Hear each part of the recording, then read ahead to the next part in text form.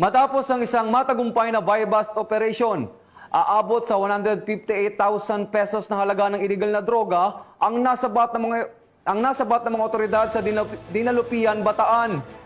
Tinutukan niya ni Patrolwoman Janice Bulahaw.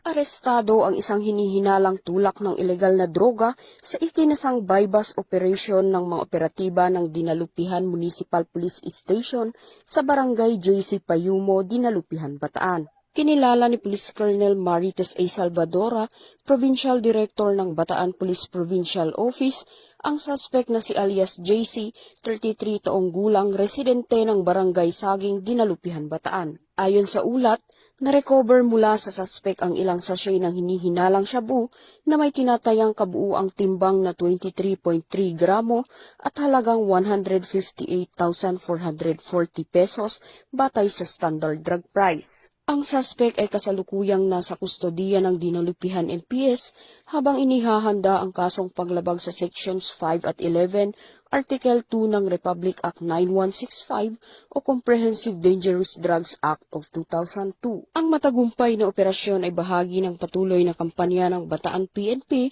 laban sa ilegal na droga sa ilalim ng pamumuno ni Police Colonel Marites A. Salvadora na layuning mapanatili ang kapayapaan at kaligtasan ng publiko lalo na ng mga kabataan.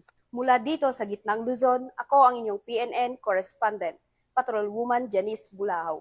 Alagad ng batas, tagataguyod ng Balitang Pulis.